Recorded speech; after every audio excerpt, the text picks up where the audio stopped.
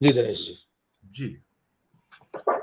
आकाश पाताल एक कर देंगे या बचा कर ले जाएंगे, ये अमृत काल है भारत जी का। अगर हिंडनबर्ग कहीं भारतीय कंपनी होती तो अब तक उसके ऊपर कम से 5-6 रेड पड़ चुकी होती थी, ईडी की, सीबीआई की, इनकम टैक्स की, या जितनी भी एजेंसी हो सकती थी। अब तक शायद उसके क्या कहते हैं, ऑफिस भी सील हो चुके होते थे, लॉकर भी सील हो चुके होते थे, अकाउंट्स भी सील हो चुके होते थे, और हो सकता है 5-7 व्यक्ति गिरफ्तार होकर अंदर भी डाल दिए जाते थे। समस्या यह है कि हिंडनबर्ग बाहर से आया है और एक प्रिक किया और एक गुब्बारा पूरा का पूरा फूट जाता है। सिन्हा साहब, सवाल एक हिंडनबर्ग का नहीं है, ना ही सवाल अडानी का। हम किसी अडानी अंबानी के खिलाफ नहीं है। कोई ईमानदारी से तरक्की करे, इस देश में सबको अधिकार है आगे बढ़ने का, कोई भी हो सकता है वो।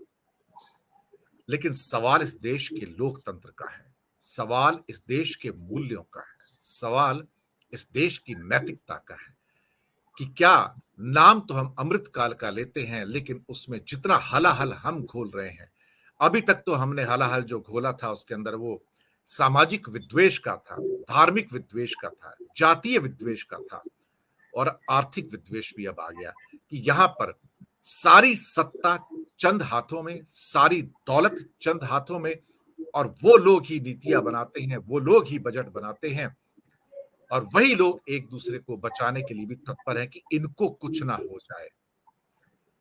ऐसी जुगलबंदी भारत के इतिहास में देखी नहीं गई है।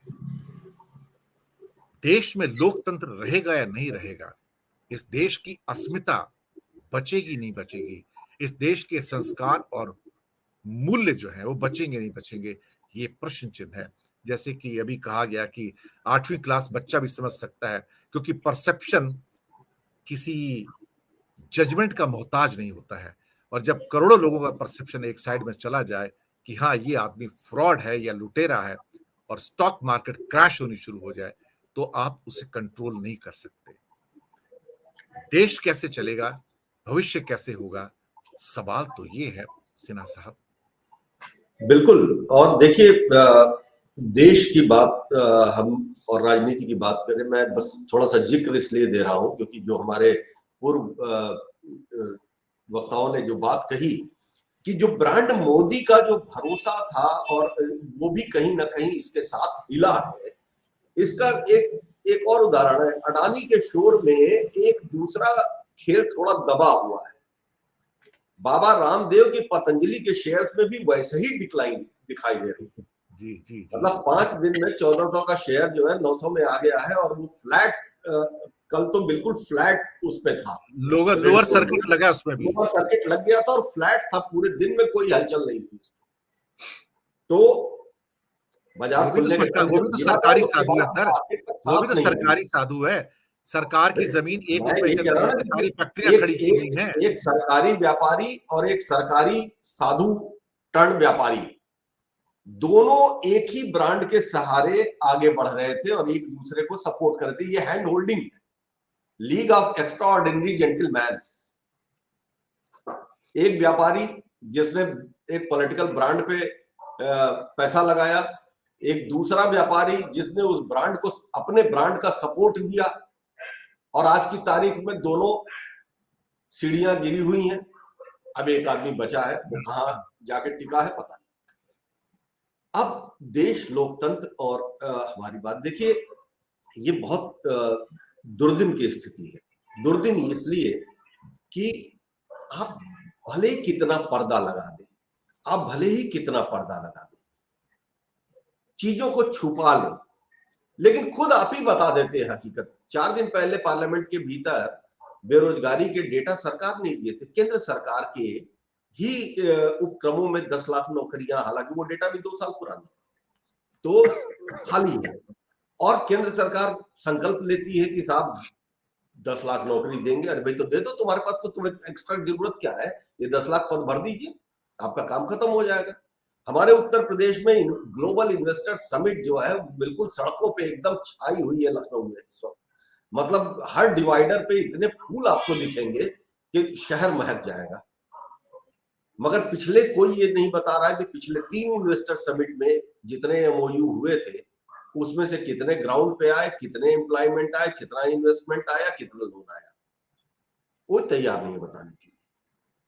आप ये सवाल करेंगे तो आप धर्म विरोधी भी हो सकते हैं, देश विरोधी तो आप पहले होते थे, और प्रगति विकास विरोधी तो मान लीजिए हम लोग क्या है, मेधा पाटेकर भी विकास विरोधी हैं। तो ऐसी जब राजनीति देश की रहनुमाई अगर इस स्थिति में आ जाती है तो इसमें अब विकल्प क्या है?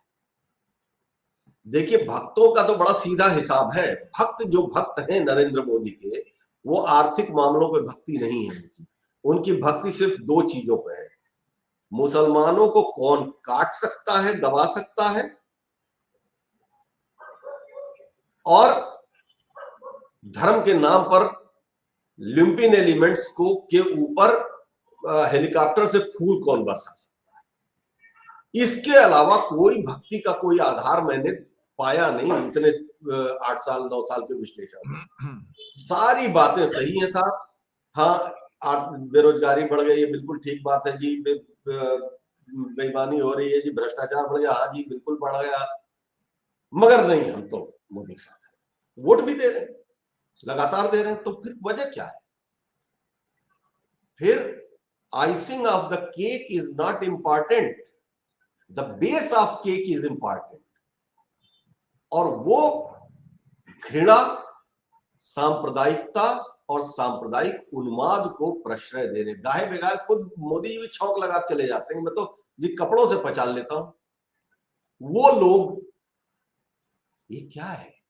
तो जब देश का रहनुमा और उसका एक बड़ा मजबूत संगठन जो एक मशीनरी में तब्दील है और मशीनरीज को मैनिपुलेट करने का मास्टर है, वो तय करके बैठा हुआ है, ऐसे में हमें थोड़ा इंतजार ही करना है, क्योंकि अपोजिशन पार्टीज की पॉलिटिक्स अपनी है, लेकिन ये इस तरह की हालात के बाद क्रांतियां ही देखी हैं इस दुनिया में।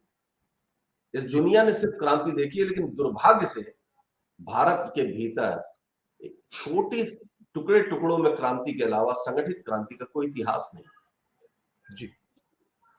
ये दुर्भाग्य है भारत का। जी। मैं आता हूं छोटी